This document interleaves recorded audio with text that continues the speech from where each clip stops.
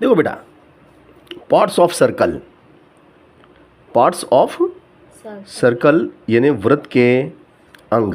किसके अंग? वृत्त के अंग की बात करेंगे। वृत्त के कौन कौन से अंग होते हैं? देखिएगा, ध्यान से देखिएगा बेटा, ये मैंने एक वृत्त बनाया, ये आपका एक सर्कल है, पक्का? हाँ। तो इस सर्कल का ये जो किनारा है, हाँ। इस किनारे को क्या कहते हैं? परिधि।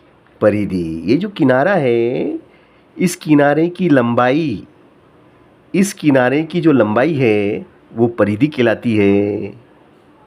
उसे हम परिधि, और अंग्रेजी में पेरीमीटर, अंग्रेजी में कहते हैं पेरीमीटर, अंग्रेजी नेम है उसका पेरीमीटर, है ना।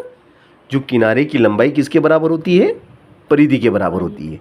यहाँ से मान लो अगर ये आपकी रिंग है, मान लो ये कुकर की रिंग है। किसकी रिंग है? कुकर में ऐसी रिंग लगती है ना। हाँ। तो ये अगर कुकर की रिंग है और इस रिंग की लंबाई निकालना है हमें। इस रिंग की लंबाई कितनी है? तो इस रिंग को यहाँ से हम काट देंगे और काट के ऐसे इसको लंबी करके इसकी लंबाई निकाल लेंगे। इसको लंबी करके कि भाई ये कितनी लंबी है, इसको स्केल से नाप लेंगे कि ये कितने सेंटीमीटर है, ठीक है ना। वो इसकी परिधि कहलाती है। किनारे की लंबाई को परिधि कहते हैं। एक तो ये तरीका है, काट के और लंबी करके नाप लो। और परिधि ज्ञात करने का एक और तरीका है, वो सूत्र है 2πr, वो ये वाला सूत्र है 2πr, है ना। परिधि ज्ञात करने का सूत्र क्या है? 2πr। एक सूत्र ये भी है 2πr, समझ गई ना। हाँ। तो परिधि बराबर 2πr, ठीक है ना। और भैया ये जो वृत्त है आपका, मैंने ये आपका क्या बनाया? वृत्त बनाया। ये इस वृत्त का, ये वृत्त का क्या है? केंद्र है। ये वृत्त का केंद्र हो गया, आपका सेंटर हो गया, जिसको हम ओ से दर्शाते हैं। क्या से दर्शाते हैं? ओ। ये इसका केंद्र है ना, वृत्त का केंद्र है। केंद्र किसे कहते हैं? वृत्त का केंद्र किसे कहते हैं? एक स्थिर वस्तु, एक स्थिर बिंदु, ऐसा स्थिर बिंदु, ऐसा स्थिर बिंदु जिससे परिधि की दूरी नियत है। ऐसा स्थिर बिंदु जिससे किसी वृत्त की परिधि के किसी भी बिंदु की दूरी नियत निश्चित रहती है, वह उसका केंद्र कहलाता है। तो केंद्र क्या हुआ? ओ वृत्त का, ओ क्या है? ओ वृत्त का केंद्र है। ओ वृत्त का केंद्र है, एक नियत और स्थिर बिंदु है जिसके सापेक्ष कोई बिंदु एक निश्चित दूरी से इसके परितः घूम रहा है। ये इसके परितः घूम रहा है, ठीक है ना। ये इसके परितः घूम रहा है, चलेगा। अब देखिएगा, ये मैंने एक वृत्त बनाया आपके सामने, ये मैंने एक वृत्त बनाया, ठीक है ना। ये इसका केंद्र ओ है और ये कोई परिधि पे एक बिंदु ए ले लिया मैंने। तो ओ, केंद्र ओ और परिधि पर स्थित बिंदु ए के बीच की न्यूनतम दूरी, ये न्यूनतम दूरी को हम क्या कहते हैं? आर।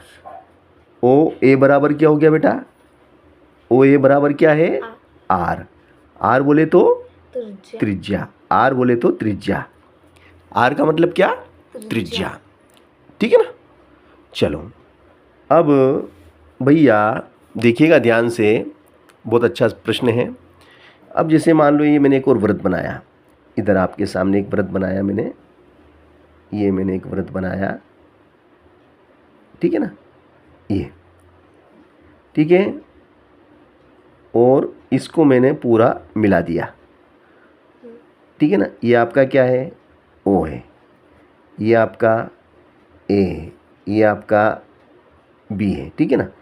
तो ये पूरी लंबाई A O B, A O B, A B क्या है आपका?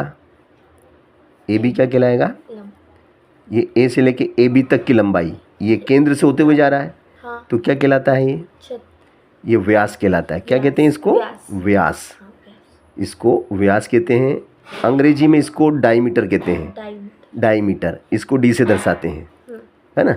देखो ओ से लेके ए तक की दूरी तो त्रिज्या, हाँ ये इसकी त्रिज्या हुई। हाँ देखो ओ से लेके ए तक की त्रिज्या आर, और ओ से लेके बी तक की ये भी त्रिज्या है। हाँ ओ से लेके बी तक का क्या है, ये भी त्रिज्या, ये भी आर।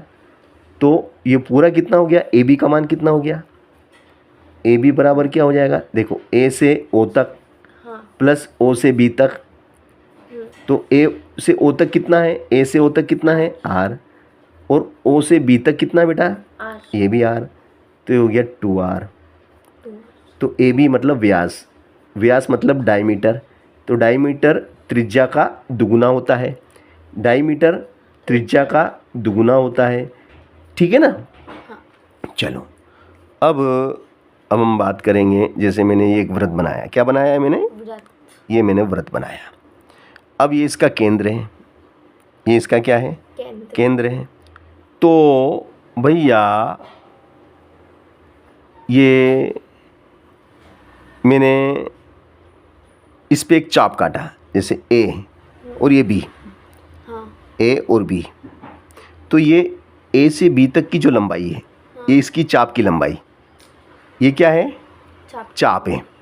ए बी क्या है, ए बी क्या है बेटा, ए बी ये चाप, चाप को ऐसे दर्शाते हैं। ए बी क्या है, ए बी चाप है, लघु चाप। ए बी को क्या बोलेंगे हम, लघु चाप, समझ गए ना। हाँ अब अगर ए को ओ से मिला दिया जाए, जैसे अब देखिएगा, अब ध्यान से देखिएगा, ये सेंटर, ये ओ ए क्या है, त्रिज्या, ओ बी क्या है, त्रिज्या, तो ये भी त्रिज्या और ये भी त्रिज्या, ये भी त्रिज्या ये भी और ये भी त्रिज्या, तो दो त्रिज्याओं से घिरा हुआ, ये दो त्रिज्याओं से घिरा हुआ है ये क्षेत्रफल, हाँ ये दो त्रिज्याओं से, कितनी त्रिज्याओं से, 2 तो दो त्रिज्याओं से घिरा हुआ है, तो इसको त्रिज्या खंड कहते हैं। ये जो अंदर का है ना, त्रिज्या खंड का क्षेत्रफल, ए ओ बी क्या है, त्रिज्या खंड, क्या है ये, त्रिज्या खंड, इसको त्रिज्या खंड कहते हैं, समझ गए ना। हाँ ये त्रिज्या खंड है। और भैया देखो मैं ये बनाता हूँ एक वृत्त आपके सामने, ये मैंने एक वृत्त बनाया, ये इसका क्या है, केंद्र केंद्र, और ये मैंने एक इसमें लाइन खींची, इस ए बी को हम क्या बोलेंगे, ए बी क्या है, ए बी इसका जीवा है, क्या है, ए बी जीवा किसकी, वृत्त की, ए बी वृत्त की जीवा है, हाँ यानी कि परिधि के किन्हीं भी दो बिंदुओं को मिलाने से बनी रेखाखंड, परिधि का बिंदु ए और परिधि का बिंदु बी, परिधि यानी किनारा, किनारे पे स्थित किन्हीं भी दो बिंदुओं को, हाँ किनारे पे स्थित किन्हीं भी दो बिंदुओं को मिलाने से बना रेखाखंड, तो ये ए बी क्या है, जीवा है, जीवा ठीक है ना। और सबसे बड़ी जीवा कौन सी होती है, व्यास, व्यास सबसे बड़ी, सबसे बड़ी जीवा, सबसे बड़ी जीवा क्या होती है, व्यास व्यास। जैसे देखो ये जीवा और बड़ी हो गई, ये जीवा और बड़ी हो गई, हाँ और ये जीवा तो सबसे बड़ी है क्योंकि ये तो व्यास है, हाँ केंद्र से होके जाने वाली जीवा सबसे बड़ी बड़ी होती है ना, ध्यान रखना। तो ये जीवा है ना, ये त्रिज्या खंड है, ये चाप है, ये त्रिज्या है, ये केंद्र है, ये परिधि है ना। और क्षेत्रफल की बात करें तो वृत्त का क्षेत्रफल, वृत्त के क्षेत्रफल की मैं आपसे बात करूं तो ये जैसे मैंने वृत्त बनाया, क्या बनाया ये मैंने, व्रत ये आपके सामने मैंने एक वृत्त बना दिया, ठीक है ना, है वृत्त ये। हाँ तो इसके क्षेत्रफल का मतलब क्या है, ये अंदर का स्थान, हाँ क्षेत्रफल का मतलब ये जो अंदर का स्थान है, ये वृत्त का क्षेत्रफल कहलाता है। क्या कहलाता है ये, वृत्त का क्षेत्रफल का मतलब कि भैया इसने कितना स्थान घेरा है, हाँ वृत्त का क्षेत्रफल होता है पाई आर स्क्वायर, वृत्त का क्षेत्रफल पाई आर। त्रिज्या खंड का क्षेत्रफल क्या होता है, त्रिज्या खंड का क्षेत्रफल का सूत्र याद है आपको, त्रिज्या खंड का क्षेत्रफल होता है पाई आर स्क्वायर थीटा बटे 360। और चाप की लंबाई का सूत्र याद है? चाप की लंबाई का सूत्र होता है 2πr थीटा बटे 360। ये चाप की लंबाई, समझ गए ना? हाँ। तो वृत्त किसे कहते हैं? एक स्थिर बिंदु के सापेक्ष कोई गतिमान बिंदु इस प्रकार उसके चारों ओर गति करता है जिससे उसकी प्रत्येक स्थिति में दूरी नियत होती है, तब बनी आकृति वृत्त कहलाती है ना? एक स्थिर बिंदु के सापेक्ष, एक स्थिर बिंदु के सापेक्ष कोई गतिशील बिंदु ए इस प्रकार गति करता है, इस प्रकार गति करता है कि स्थिर बिंदु के सापेक्ष उसकी दूरी नियत बनी रहती है, तो बनी आकृति वृत्त कहलाती है। ठीक है ना? तो भैया ये मैंने आपको वृत्त के विभिन्न अंगों के नाम समझाए और चित्र के साथ में समझाए। किसके साथ में समझाए मैंने आपको? चित्र सहित समझाए, चित्र भी बना के बताया और एग्जाम्पल के साथ वृत्त के सभी अंगों के नाम मैंने आपको समझा दिए। ठीक है ना?